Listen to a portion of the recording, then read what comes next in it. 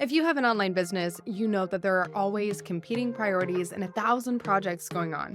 So, how do you determine which ones you should prioritize, which ones you should get rid of, and where the energy and attention should go, not only for your team, but for the people inside of your programs? Well, I'm going to tell you today about a matrix that I use with my clients to help them do just this. It allows them to create more efficiency and more effectiveness inside of their programs and within their team.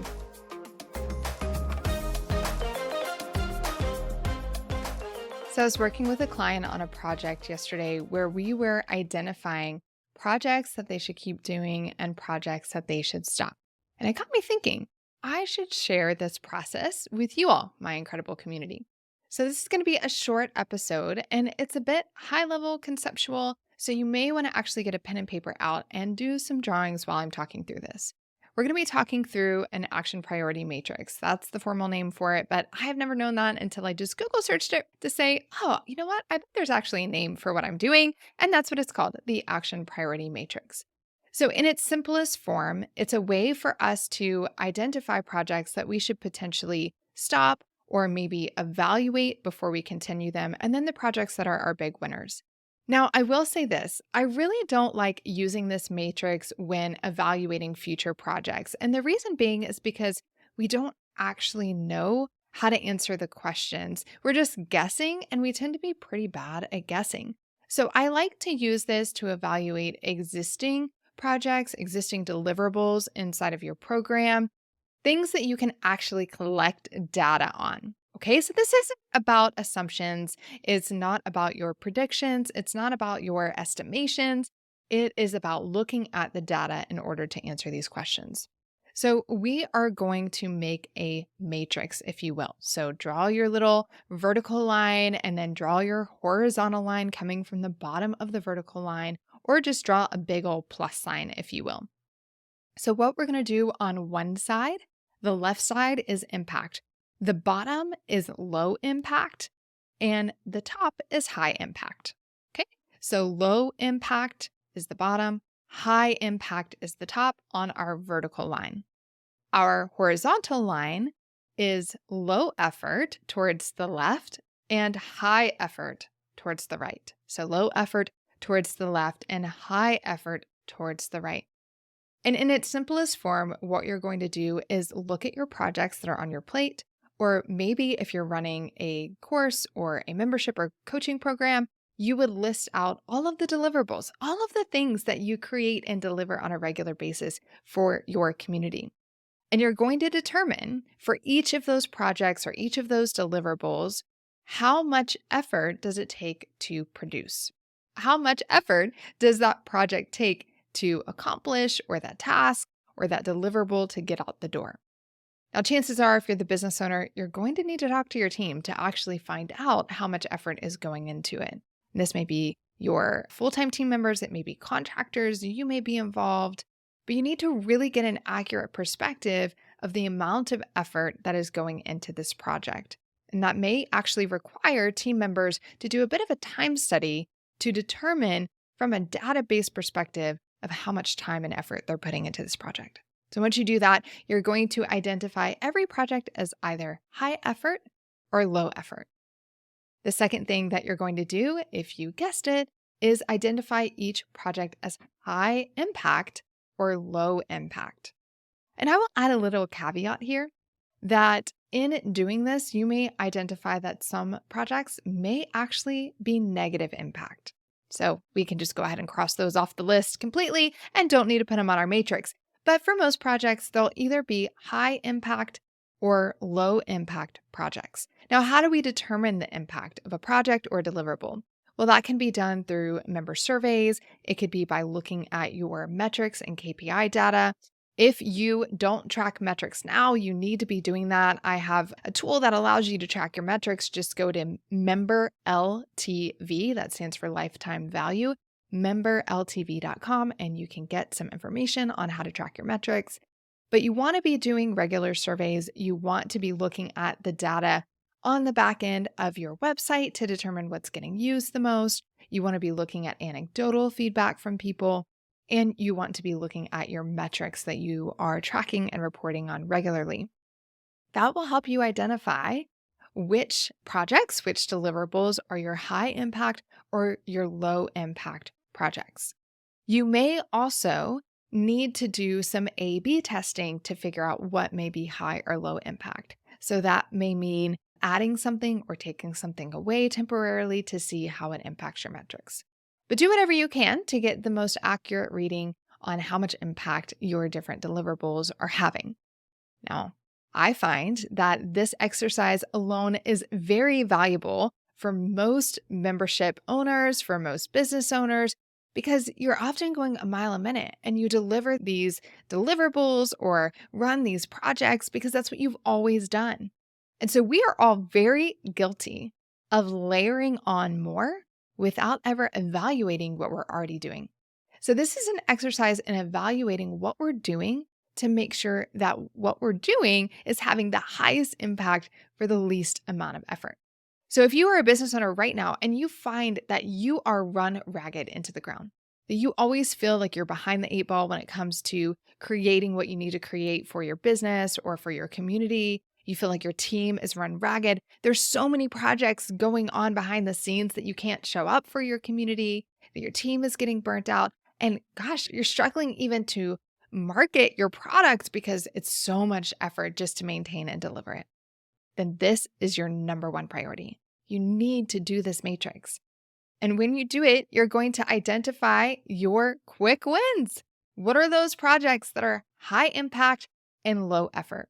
These are the things that you definitely want to keep doing. If it's low effort for you and the team and it's high impact on your community or your business, then you want to continue it. Pretty simple. But what about those projects that are high impact and high effort? Well, these are your longer term projects. They're not quick wins, but they're things that you probably want to continue doing. Now, I will say this.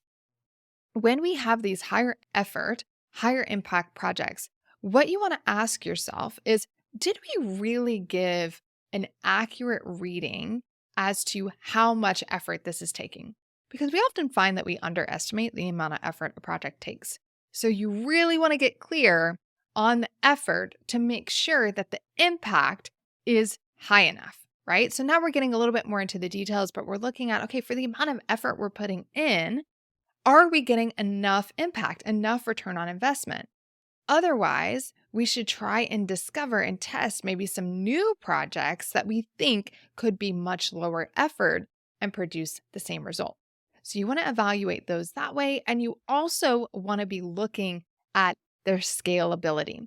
So if you run a business like a course or a group coaching program or a membership and you want it to scale, where you tend to run into issues is these high effort, high impact projects. They're things that you want to keep doing because they're good and they're valuable for your members and your community, but they're really difficult to scale, which means that as your community grows, your team needs to grow or your financial investment needs to grow or both in order to continue to deliver. And then over time, you may experience diminishing returns. And so that's where you really need to look at the scalability of that high effort project and ask yourself and your team the question, is there any way that we can make this a low effort project? You may need to make some tweaks in how you deliver it, but it's possible that you can make this low effort or lower effort. So a perfect example of this is a client of mine that was doing one-on-one calls with new members that were coming in through their evergreen funnel. It was a great way that we had found to increase the cohort retention of people coming through that funnel.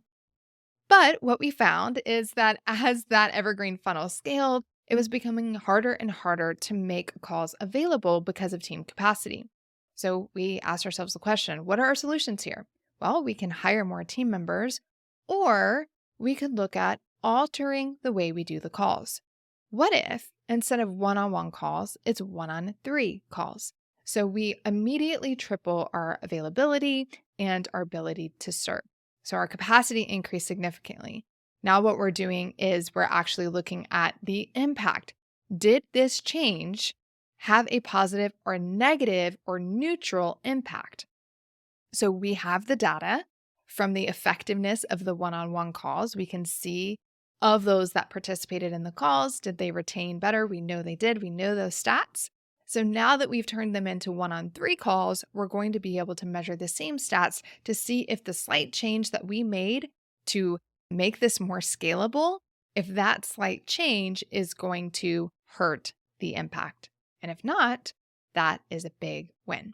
So you want to be evaluating those high effort, high impact projects to be thinking about how you can scale it long term and if there's anything that you can do to increase efficiency with that.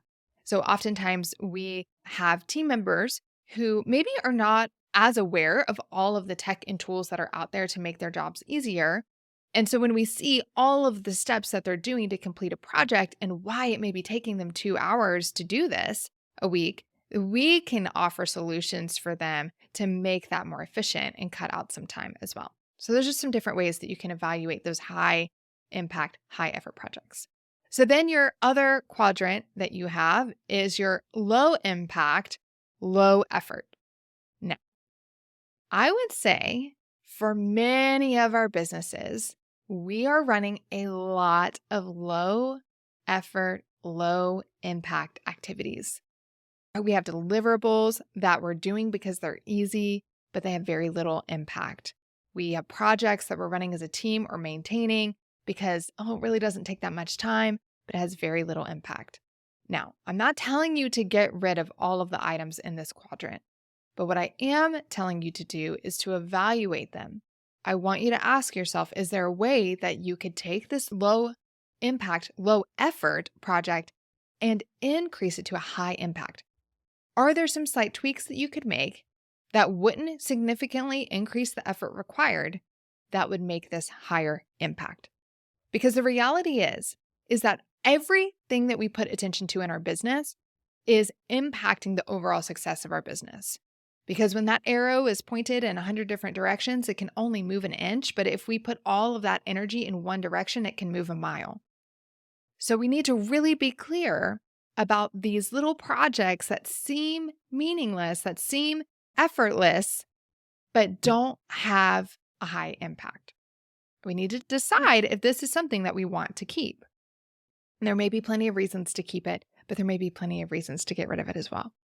From the members side, from your community member side, coming into a membership or a coaching program or a course, if you will, all of these deliverables that you have potentially lead to confusion. It's like walking into a cereal aisle and there's 30 different types of cereal versus 4 different types of cereal. Statistically speaking, they've done studies on this, you're way more likely to walk out of that aisle with a box of cereal when there are less options. So sometimes these projects or these deliverables that seem low effort, but they are having a little bit of an impact, they're actually detracting from the overall impact of your program because they are a distraction from those higher impact activities that you want people in your program to be doing. So that's how I want you to evaluate that low impact, low effort box. And then we have our final box, which should seem pretty obvious. That is our low impact, high effort box in the bottom right. Low impact, high effort. 99% of the time, this is something that you just want to stop, right? You just need to stop this. But you've never actually done an evaluation to determine that it's taking a lot of effort to do this and it's not really having the impact that you thought it would, right? So we just need to stop that activity. On a few occasions, I have seen some things and projects in this box that are essential to be done because they impact the overall operations of the business or because they tie into one of those higher impact projects. So removing that higher effort, lower impact project would actually be a detriment to the business and how it runs, or it would be a detriment to another one of the projects on the board that we want to keep. So that's the one thing you want to evaluate is how would getting rid of this high effort, low impact activity or project, how would that impact all the other projects on the board? Because that may mean that you keep it. But again, you want to ask the question, could we make this lower effort? How could we make this lower effort? I think there's always a way for the most part, especially if you've never done an evaluation like this before. Okay, so I hope this is helpful. I think too often when I start working with new clients and I get into their businesses and I see all the things that they're doing on their team behind the scenes and all of the deliverables that they have for people. And I can tell that they have just kept adding layers to the cake. They've kept adding toppings to the cake, and it's no longer a beautiful, edible cake. It no longer serves the function that they originally had for it. And this is the first thing that we do is we do a survey, we start collecting data so that we can then start to put things into this matrix. So it's the action priority matrix. On the left side, you have that vertical line of impact, low impact at the bottom, high impact at the top. You have that horizontal line where you have the low effort at the bottom left, and then you have high effort in the bottom right. And then that is going to help you evaluate all of these different projects to make decisions so that you can increase the efficiency of the business that you're running, create clarity and simplicity for those that are in your programs, and make sure that you are absolutely maximizing all of the energy that you're putting into your business and all of the attention and focus that you have of your community members to get them the best result and the most impact.